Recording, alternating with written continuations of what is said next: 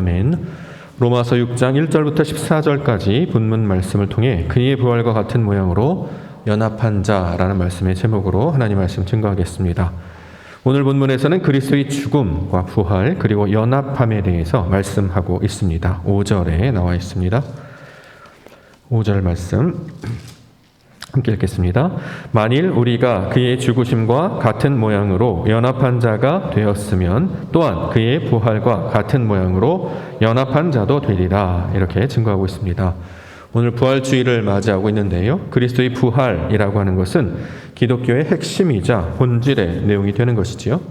자, 기독교는 우리는 진리라고 부르고 있습니다. 진리라고 부르고 있기 때문에 부활의 의미가 무엇인지 또 그 내용이 무엇인지를 아는 것은 이 기독교 진리의 신앙에 있어서 매우 중요한 일이 될 것입니다. 만일 의미를 알지 못한 채 어떤 행사나 형식을 치르는 데만 머무르게 된다면 기독교는 진리가 되지 못하고 종교에 지나지 않은 것과 똑같아지기 때문입니다. 우리가 지난 한 주간 특별 새벽 기도회 고난주간에 함께 드렸는데요. 이때 십자가의 의미와 내용이 무엇인지를 말씀에 근거하여서 새롭게 살펴보았습니다. 마찬가지로 부활주의를 맞이하여 부활의 의미와 내용을 말씀에 근거하여 새롭게 살펴보는 시간을 갖고자 합니다. 새롭게 살펴본다라고 하는 것은 어떤 것이냐면 사람의 방식으로 우리가 가지고 있는 전통적인 방식으로 해석한다는 것이 아니라 성경을 통해 보여주시고 있는 말씀으로 그것들을 우리가 살펴본다라는 의미입니다. 자, 말씀으로 살펴보신 분이 계시죠? 바로 예수님이셨습니다. 예수님은 하나님의 말씀을 우리 가운데 적용시키셔서 그것이 살아있는 말씀, 진리의 말씀이 되게 하신 것이었죠. 하나님께서는 당신을 나타내시기 위해서 우리 가운데 두 가지를 주셨습니다. 첫 번째가 율법이었고 또 하나가 성전이었죠. 자, 율법의 내용이 무엇인지, 성전의 의미가 무엇인지 그것을 아는 사람은 아무도 없었습니다. 그런데 그 율법의 내용이 무엇인지를 풀어주신 분이 예수님이셨고 성전의 의미가 무엇인지 그 상징이 무엇인지를 가르쳐 주신 분이 바로 예수님이셨습니다. 자, 예를 한번 들어보겠습니다. 성경에서 집이라는 단어가 나와요. 자, 집 그러면 그 집은 무엇을 가리키고 있는 말일까요? 우리는 여태까지 집 그러면 누구누구의 집을 가리키고 있는 말이구나. 집에 돌아갔다라고 하면 각자 자기 집으로 돌아갔다 이렇게 이해하고 있었다는 거죠. 근데 예수님께서 오셔서 가르쳐 주심으로 그 집은 각자가 처하는 자기 집을 가리키는 말이 아니고 성전을 가리키는 말이다 이렇게 가르쳐 주셨습니다. 그러므로 우리가 말씀을 읽을 때 집이라는 단어가 등장하거나 집으로 돌아갔다라는 말을 우리가 만나게 된다면 그 사람이 성전에 돌아가서 예배하는 자가 되었구나. 성전의 제사에 참여하는 자가 되었구나 라는 것을 가르쳐 주셨다라는 거죠. 여기서 더 나아갑니다. 성전을 집이라는 개념으로 주셨다면 그럼 그 성전은 어디를 가리키는 말이라는 거죠?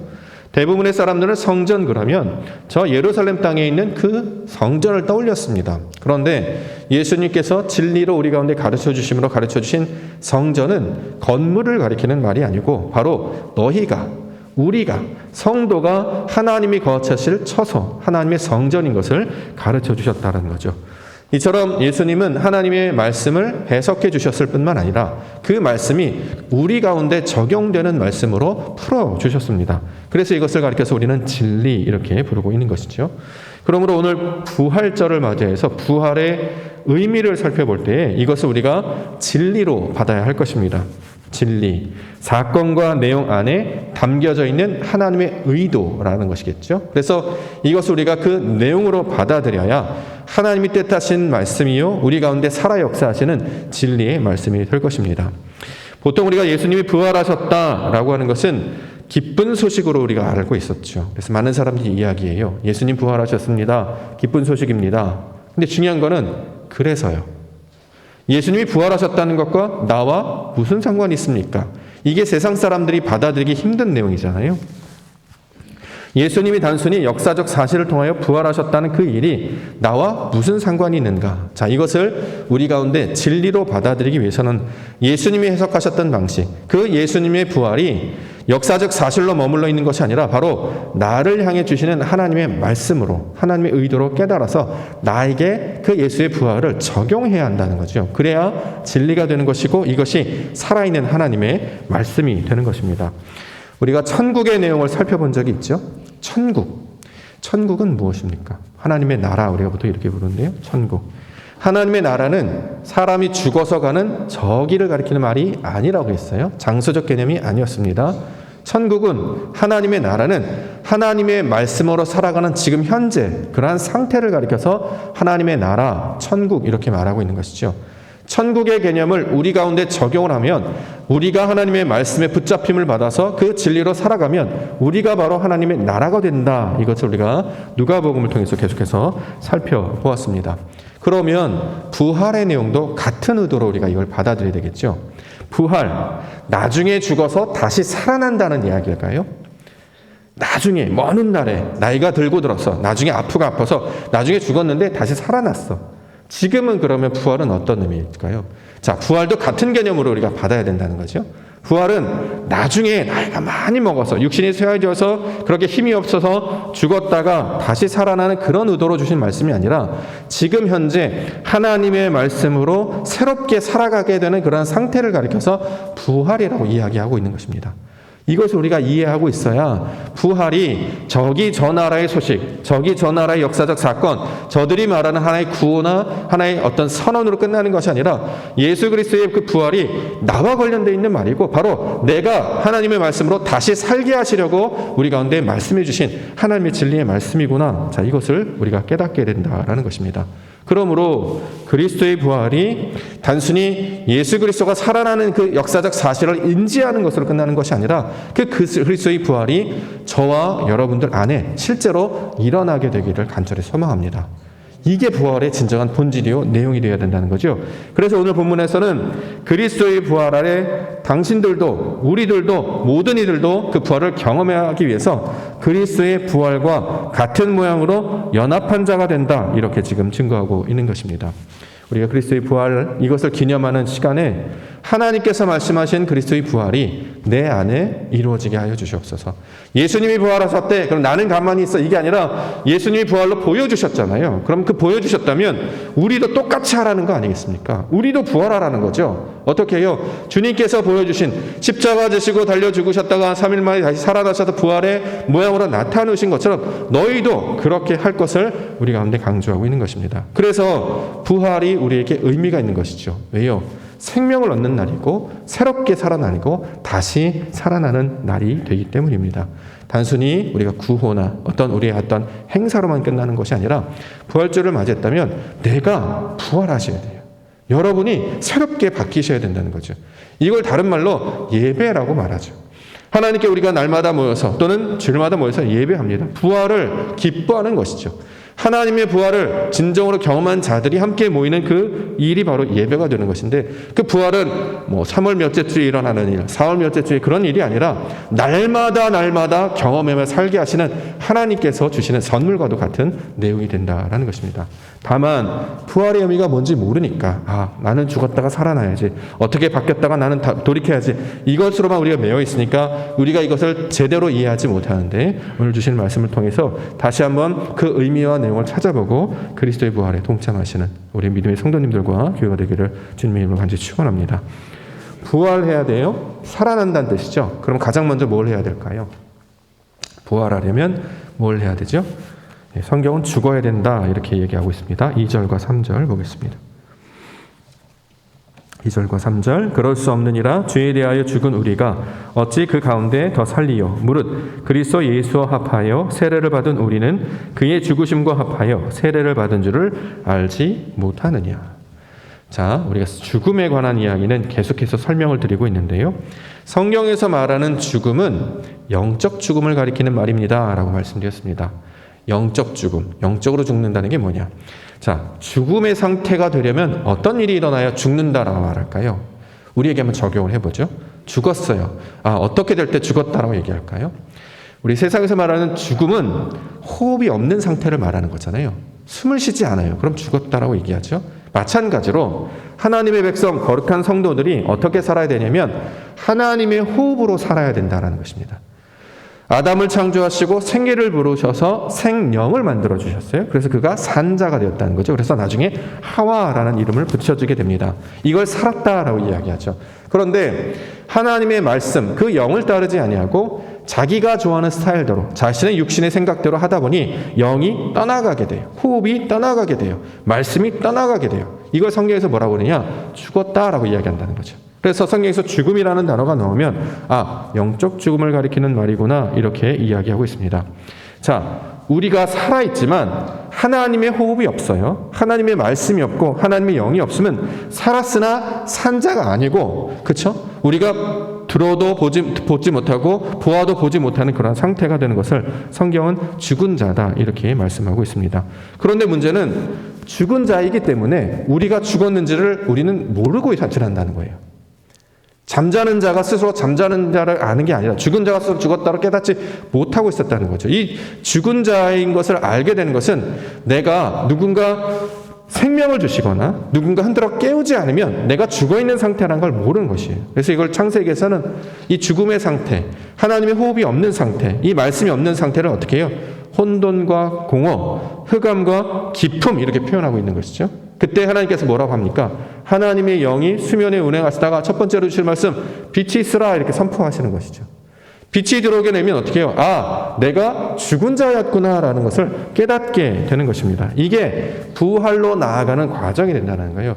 내가 죽은 자였군요. 내가 잠자는 자였군요. 이것을 깨달아 아는 것은 빛이 있기 때문에 어둠이라는 걸 깨닫는 것처럼, 오른쪽에 있기 때문에 왼쪽인 걸 아는 것처럼, 그렇죠? 낮에 있으니까 밤이라는 걸 아는 것처럼 하나님께서 이것을 증거해 주셔야지만 내가 죽은 자임을 알게 된 것입니다. 그래서 이것을 깨달아 알아서 내가 죽은 자이구나라는 걸 고백할 때 이것이 부활에 가는 과정으로 설명하고 있습니다.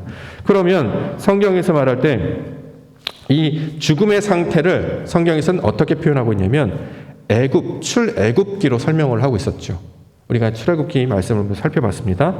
애굽이라고 하는 것은 나라 이름으로 주셨지만 나라라는 뜻이 아니었어요. 애굽이 무슨 뜻입니까? 육신의 소욕을 따르는 상태를 애굽이라고 말한다는 거죠. 자기 소견에 오른 대로 살아가는 자들을 애굽이라고 이제 소명을 한다는 것이에요. 자, 그래서 날마다 성전을 짓고 거기에 창고를 짓고 이렇게 살아갔습니다. 이때 하나님께서 모세를 보내셔서 그들을 인도해 내십니다. 그래서 애굽에서 홍해를 건너와서 그 하나님께서 말씀하시는 광야로 나아가게 되는 것이죠. 이렇게 죽은 자의 상태에서 말씀을 따라 건너가게 되는 그런 변화가 나타나야 이것이 부활의 길로 나아가는 과정이다. 이렇게 말씀하고 있습니다. 육신의 소욕을 따라 사는 사람들이 말씀이 들려지기 시작해서 그 말씀으로 인도해서 나아가는 모든 과정들을 이 죽음에서 벗어나는 부활의 영광에 참여하는 과정으로 설명하고 있다라는 거죠. 로마서 6장 12절과 13절 말씀 보겠습니다. 그러므로 너희는 죄가 너희 죽을 몸을 지배하지 못하게 하여 몸의 사욕에 순종하지 말고 또한 너희 지체를 불의의 무기로 죄에게 내두지 말고 오직 너희 자신을 죽은 자 가운데서 다시 살아난 자 같이 하나님께 드리며 너희 지체를 의의 무기로 하나님께 드리라. 자, 몸의 사욕에 따르는 상태를 죽음이라고 이야기하고 이걸 다른 말로 죄라고 이야기합니다. 왜 그렇죠? 왜 몸의 사욕을 따르는 걸 죄라고 말하고 죽음이라고 얘기한다고요? 뭐가 없습니까?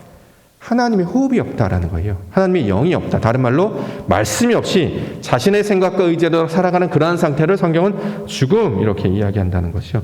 그래서 이 죽음인 것을 깨닫고 내가 죽었군요라는 것을 하나님께 내어드리면 하나님께서 그것을 뭐라고 받았느냐? 하나님께서 이게 너가 이제 산자가 되었다라고 말씀하고 있다는 거죠. 우리가 생각할 때는 나의 생각과 나의 방법을 다 내어드리고 하나님 앞에 내 몸을 내어드리면 마치 포기하는 것 같고 죽는 것 같은 경험을 합니다. 근데 하나님의 말씀에 따르면 그것은 죽음의 과정, 포기의 과정이 아니라 말씀으로 다시 살아나는 과정이 된다라는 거죠. 실제로 이스라엘 백성들이 애굽을 빼져나왔을 때 자기가 가진 것을 다 내버려 두고 그냥 나왔죠. 광야에 나와서 한 것은 자기의 소유는 아무것도 없었습니다. 오직 구름 기둥, 불 기둥으로 인도함을 받아 그 말씀을 듣고 자라가는 자들이 되는 상태. 자, 이것을 부활의 과정으로 설명하고 있다라는 거죠. 자, 이렇게 하나님께 나의 생각과 나의 몸과 나의 모든 어떤 정욕과 나의 모든 자랑을 내어드리고 아버지의 말씀을 따르는 자가 되겠습니다. 자, 이것이 부활과 같은 모양으로 연합한 자들에게 하나님께서 인도하시는 하나님의 구원의 내용이 되고 있습니다. 자, 그러면 부활은 무엇인가 살펴보도록 하겠습니다. 4절 보겠습니다.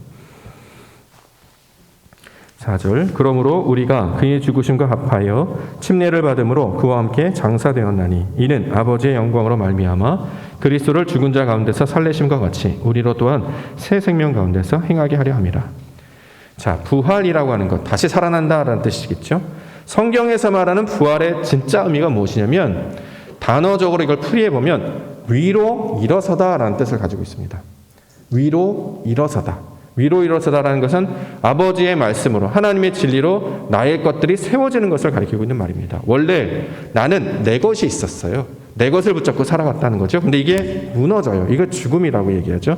죽음을 경험하고 나서 하나님께서 주신 말씀이 있어요. 근데 그 말씀을 붙잡고 자, 일어서는 자, 기둥을 세우는 자가 돼요. 자, 이것을 믿음이라고 하는데 이렇게 세우는 자가 될 때 이것을 살아났다라고 이야기한다는 거죠. 그래서 민수기에서 이스라엘 백성들이 원망하고 불평하니까 불뱀을 이렇게 보내는 사건들이 있었죠. 그랬더니 그 사람들이 뱀에 물려 죽었습니다. 어떻게 살아납니까? 하나님이 주신 말씀을 따라서 내 생각을 버려두고 그 장대에 매달린 놋뱀을 바라보는 거죠. 높이 솟아있는 것들로 내 생각과 마음을 달리해서 하나님을 쳐다봐요. 원래 경험으로는 뱀은 땅에만 있잖아요. 그렇죠?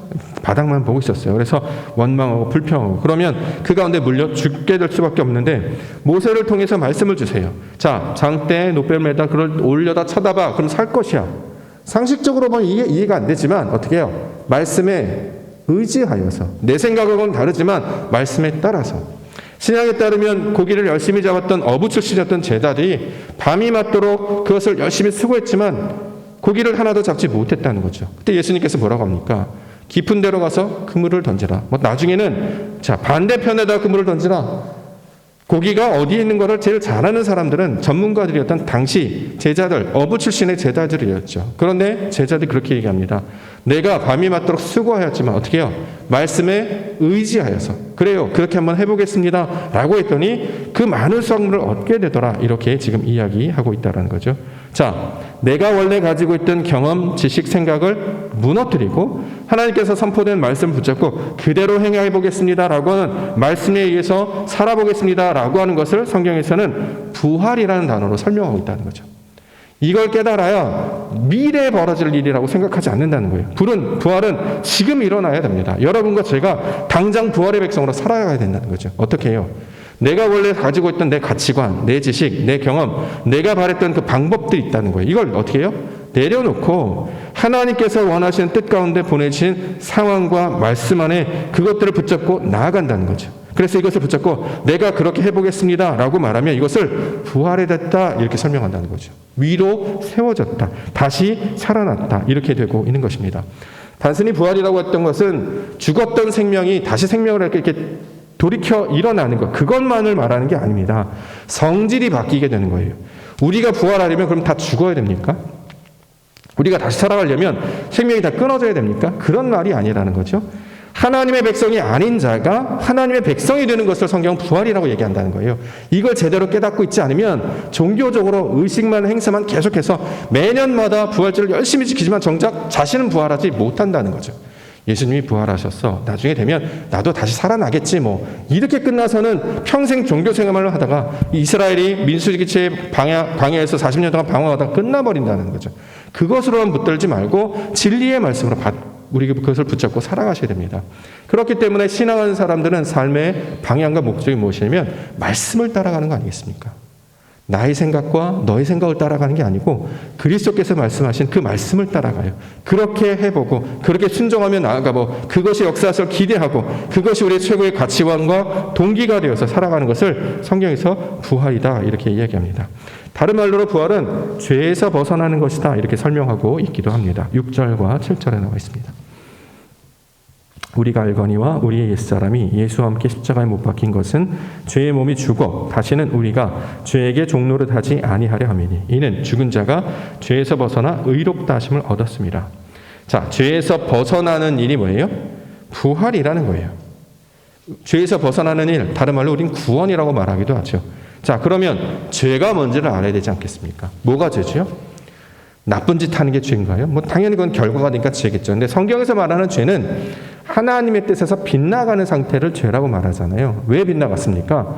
하나님의 뜻대로 하지 않고 자신의 방식대로 하고 있기 때문입니다. 이걸 죄의 상태, 죄의 몸에 이끌린 상태라고 해요. 왜냐하면 우리는 지식이 없었기 때문이에요. 하나님을 아는 지식도 없고 찾을 마음도 없으니까 아무리 애쓰고 수고해도 하나님의 뜻을 절대 깨달을 수 없습니다. 그런데 육신을 이끌고 우리 가운데 찾아오신 예수님께서 어떻게 해야 죄에서 벗어나는지를 가르쳐 주셨어요. 보니까 죄의 몸에서 벗어나서 말씀을 붙잡고 살아갈 것을 가리키고 있는 말이죠. 이전에는 내 안에 뭐만 가득했냐면 정욕만 가득했습니다. 내 안에 무엇이 가득했냐면 욕망만, 자랑만 가득했습니다. 사람들이 만나서 주로 하는 이야기를 가만히 들어보십시오. 그 동기와 목적이 무엇입니까? 자기 자랑이잖아요. 나 이렇게 잘났어. 나 괜찮은 사람이야. 바벨탑을 쌓는 이유가 뭐예요? 흩어짐을 면하고 그래서 우리의 이름을 내는 것, 내가 드러내고 내 뜻이 이루어지고 내가 했던 것들이 완성되는 것, 이것을 위해서 사람들이 자꾸 살아간다고 한다는 거죠. 자, 이것을 성경에서는 죄의 상태라고 말하고 있는 것이에요. 아무런 의미가 없이, 효력도 없이 다 바람을 잡는 것과 사라질 것을 붙들고 있다라고 이야기한다는 거죠. 그래서 이것을 죽었다라고 이야기하고 있는 것입니다. 그러면 정욕에서 벗어나고 하나님의 뜻으로 살기 위해서 우리가 필요한 것이 있습니다. 뭐가 필요하죠? 자, 숨이 없어요. 호흡이 없어요. 그럼 누군가 물에 빠졌으면 인공호흡을 통해서 호흡을 불어넣어 주잖아요. 우리에게 호흡을 불어넣는 일이 필요하지 않습니까? 그러려면 살아있는 자가 와서 죽은 자가 할 수는 없는 거잖아요. 살아있는 자가 와서 그 숨을 우리에게 불어주셔야죠. 그분이 누구시라고요? 예수님이라는 거예요. 성경은. 그분이 우리에서 호흡을 불어주셨어요. 그래서 나중에 부활하신 예수님께서 호흡을 내쉬시면 어떻게 해요? 샬롬 이렇게 얘기하잖아요. 숨을 내쉬며 말씀하시되 너희에게 평강이 있을지어다. 하나님의 말씀과 하나님의 뜻이 너희 안에 내려갈 것이다. 이걸 호흡이 우리 가운데 전해주는 내용으로 설명하고 있는 것입니다. 그러면 어떻게 되느냐? 내가 원래 가지고 있었던 정욕이 사라지게 돼요. 하나님의 뜻이 내 안에 들어와서, 말씀이 내 안에 들어와서 하나님의 뜻이 무엇인지를 깨닫게 되면 이 세상에서 있는 일은 다 부질없는 것이구나. 전도서에서 솔로몬이 말했던 것처럼 바람을 잡는 것과 똑같구나. 헛되는구나. 그것은 생명이 있는 것도 아니고 아무것도 아니고 먼지에 불과한 것이구나. 오직 하나님의 그 생명을 붙잡고 나아가는 것이 우리 인생들에게 맡겨진 참된 본분이구나. 이것을 깨달아 알게 된다는 거죠. 말씀을 듣고 깨우쳐서 알게 돼요. 그럼 그 사람을 가리켜 뭐라고 하느냐? 부활이 되었다라고 이야기한다는 거죠. 잘 생각해 보셔야 됩니다. 이전의 내용과 조금 다릅니다. 예수님 믿었어요. 난 부활했어. 이렇게 끝나는 게 아니라 지식으로 하나님을 아는 것에 자라가셔야 되고요. 영생은 유일하신 참 하나님과 그의 아들 예수 그리스도를 아는 것이라고 이야기했기 때문에 말씀이 어떠한 뜻인지를 날마다 깨닫고 이것을 알지 못한다면 우리는 여전히 죽은 자의 상태에 머물러 있게 된다는 것입니다. 자, 그래서 마당을 지나 성소를 지나 지성소에 다다르기까지 예수님께서 문의 역할, 목자의 역할을 하시니까 그분이 가르쳐 주신, 그분이 우리 가운데 불어넣으신 그 숨으로 쉬고 호흡하면서 하나님 앞에 나아갈 때 이것을 부활이 되었다라고 말씀한다라는 거죠. 로마서 6장 17절과 18절 보겠습니다. 하나님께 감사하리로다. 너희가 본래 죄의 종이더니 너희에게 전하여 준 바 교훈의 봄을 마음으로 순종하여 죄로부터 해방되어 의에게 종이 되었느니라. 자, 말씀을 배우고 따르게 되는 겁니다. 우리 신앙 잘 보시면 우리가 예배하고 신앙생활을 오래 했다고 해서 말씀을 잘 듣는 것 같으나 가만히 생각해 보세요. 잘 안 들어요. 저도 그걸 깨달았습니다. 저도 목회자가 되고 나서 저는 말씀을 잘 듣고 있다고 생각했어요. 그런데 알고 보니까 나중에 그 듣고 있는 것을 말로 표현할 때 잘 떠오르지가 않는 거예요. 마치 선생님이 수업 시간에 뭔가 가르쳐줬는데 시험을 딱 내서 흰 백지를 줘서 자, 아는 대로 한번 써봐 라고 했을 때 무슨 내용이었지라고 하나도 떠오르지 못한 것처럼 우리가 말씀 한 구절 한 구절을 내가 곱씹고 묵상하고 새겨서 이 마음 가운데 새겨놓지 않으면 내 입으로 5마디조차 하는 게 어렵습니다. 그래서 성경에 깨달은 말 5마디로 하는 것이 1만 마디 방언보다 훨씬 더 중요한 가치가 있다. 이렇게 말씀하고 있다는 거죠. 그러므로 말씀이 선포되면 하나님의 뜻으로 말씀이 전해지면 이것이 그러한가 하여서 나의 마음 가운데 새겨놓고 날마다 이것을 꺼내서 그러한가 하여 묵상하고 되씹고 다시 묵상하고 되씹고 그러한가 하여 자꾸 마음에 새겨내야 생명책의 이름이 기록되는 하나님의 백성이 되는 것이고 이것을 가리켜서 부활이라 이렇게 이야기하는 것입니다. 우리가 말씀을 알고 있는데 삶에서 막상 적용을 해보면 내 뜻대로 하는 경우가 너무 많아요. 이게 되게 어렵습니다. 우리가 말씀을 들었으니까 밖에 나가서 이제 아버지의 뜻대로 살아가야지, 하나님께서 기뻐하신 뜻대로 살아가야지 하더라도 메뉴를 고르거나 삶을 살아갈 때 항상 가장 먼저 내 주장을 할 수밖에 없게 돼 있어요. 자, 말로는 되게 친절한 언어를 사용하고 태도로는 굉장히 부드러운 말을 하지만 실제로 그 안에 존재해야 되는 태도는 뭐냐면, 그러니까 어떻게 해요? 내가 주인이라는 거예요. 내 뜻대로 되어야 된다는 거죠. 그런데 하나님께서 그 반대로 살아갈 것을 가리키고 있는 말이에요. 내 뜻대로 살면 부활의 영광이 무엇인지, 하나님의 뜻이 무엇인지를 전혀 알지 못하게 돼요. 하나님, 내 뜻대로 하지 아니하고 하나님이 인도하시는 대로 나아가야 아버지의 영광이 이런 것이구나라는 것을 깨달아 알게 하신다는 거죠. 이게 바로 신앙의 목적이 됩니다. 그래서 순종하는 자가 되고 말씀을 따르는 자가 됩니다. 나의 이성으로는 맞지 않아요. 내가 가졌던 경험으로는 그런 일은 있을 수가 없어요. 그런데 뭘 의지합니까? 말씀을 의지하는 거예요. 말씀이 누구를 통해 선포됩니까? 메신저를 통해서 선포되고 주변에 믿는 자들 통해서 선포된다는 거죠. 그럼 어떻게 해요? 저 말이 하나님의 뜻일 수 있어. 그래서 그 마음 가운데 내가 이것을 갖다 드리고 그렇게 되어야지. 그래서 나를 바꾸는 일을 부활이라고 이야기합니다. 나는 하나도 안 바뀌었는데 세상에 나와서 예수님 부활하셔야 해봐야 공허한 메아리밖에 되지 않는다는 거죠. 그럼 종교랑 뭐가 다릅니까? 며칠 후면 다른 종교의 기념일이 있습니다. 마침 그때 또 주일이더라고요. 다음 달에 어버이날이 있었잖아요. 주일이에요. 그때 성가탄신일입니다. 종교전쟁이 일어나겠죠. 근데 우리는 종교라고 말하지 않습니다. 진리잖아요. 진리와 종교의 가장 큰 차이가 뭐냐면, 종교는 사람이 뭘 자꾸 해서 어떤 걸 얻으려고 하는 것이고, 진리는 사람의 수고와 노력이 아니라 하나님께서 이루신 것을 우리가 발견하는 거예요. 하나님께서 이렇게 하셨구나.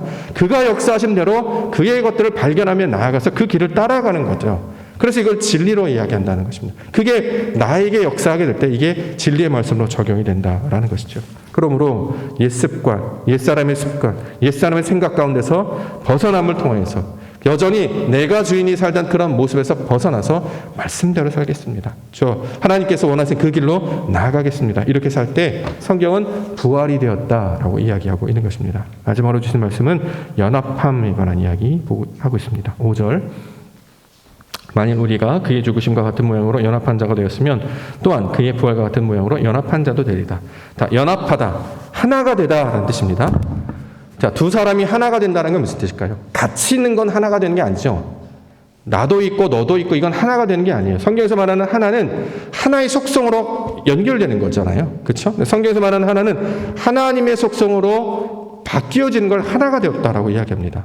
이 연합하다라고 번역을 해놨는데 원래 의미는 에하드, 하나라는 뜻이에요. 하나님의 뜻으로 이게 모든 속성이 바뀌게 되면 이게 하나가 되었다라는 거죠. 예수님이 우리와 하나가 되셨습니다. 어떻게 하나가 되실까요? 이분이 육신을 입고 오셨는데 이분이 죽으셨죠. 그래서 무엇으로 부활하셨습니까? 그리스도로 부활하셨죠. 그분이 어떻게 우리 안에 들어오십니까?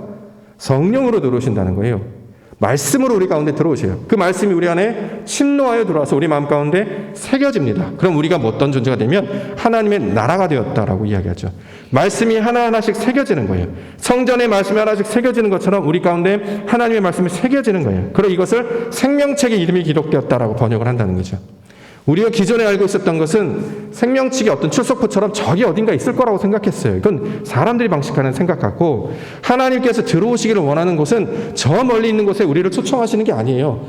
하나님은 다 계시잖아요. 안 계신 곳이 없잖아요. 근데 한 곳, 우리 안에 들어오시려고 하는데 우리가 문을 꼭 잠그고 있기 때문에 들어오지 못한다는 거예요. 그래서 우리의 문을 열게 하시죠. 문을 열려면 안에서 열어야 되잖아요. 그래서 성령으로 우리 들여두셔서 우리 마음이 아니라 하나님의 마음을 품음으로 목소리가 들리면 하나님의 음성인가 하여 문을 열게 되는 것이고, 나의 문을 열어 하나님의 말씀을 받게 되는 것입니다. 이것을 가리켜서 성경은 하나가 되었다라고 이야기하죠. 예수님도 아버지와 하나이다라고 이야기하고, 아버지께로 간다, 아버지와 내가 하나이니 너희도 하나가 되었다라고 하는 것은 연합하여서 둘이 한 몸을 이뤘다는 것은 속성이 완전히 바뀌었다라는 것이죠. 뜻이 하늘에서 이루어지는 것처럼 땅에서 이루어지는 것, 하나님의 속성이 내 안에 이루어지는 것, 그래서 내 안에 오직 진리의 말씀만으로 운행되게 되면 그것을 부활에 연합한 자가 되었다, 이렇게 설명하고 있는 거죠. 그러므로 부활주의를 우리가 늘 주의해야 되는 것은 내가 변화되지 않으면, 그런 마음조차 갖지 않으면 아무런 의미가 없는 날이 되어버립니다.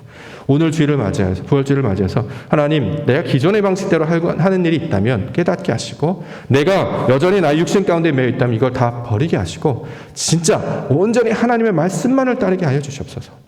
우리가 예배를 그렇게 하잖아요. 예배 때 나와서 어떤 말씀을 주실까? 성령께서 어떤 감동을 주실까? 이것도 우리가 기대합니다. 놀라운 것은 하나님의 예배를 우리가 믿음으로 받고 말씀이 선포되는 그 자리와 현장 가운데 있으면 성령이 우리 가운데 감동시켜 주시는 그 생각들을 떠올리게 합니다. 근데 놀랍게도 그것이 말씀을 떠올리게 한다는 거죠. 아, 이렇게 하라고 나에게 저 말씀을 주셨구나. 그럼 그 말씀을 묵상하여서 한 주간 이것을 붙잡고 그 말씀대로 행하여서 나를 죽이고 하나님의 말씀의 인도함을 따라 그것을 드려지게 될 때 이것을 가르쳐서 부활이 되었다라고 성경이 이야기한다는 거죠. 그러므로 부활은 나중에 나이 먹고 가서 죽고 살아나는 그런 정도의 차원을 말하는 게 아니라 지금 이루어질 일을 우리 가운데 말씀하고 있는 것입니다. 우리가 다 부활의 백성이 되어야 된다는 거죠. 말씀의 백성이 되는 것이고 하나님의 뜻으로 사는 백성이 되는 것이고 내 뜻대로 살아가지 아니하고 오직 아버지의 말씀하시는 하나님이 기뻐하시는 것이 삶의 모든 동기로 바뀌게 되므로 살아가는 것을 부활의 영광으로 소개하고 있기 때문입니다. 따라서 우리 모든 옥토교회 성도님들이 이 부활주의를 맞이하여서 단순히 예수님 부활하셨습니다, 이걸 끝나지 않고 나도 바뀌게 해주시옵소서. 이걸 좀 경험해야 되지 않겠습니까? 세상의 무엇으로도 설명할 수 없어요. 내가 왜 이렇게 하지?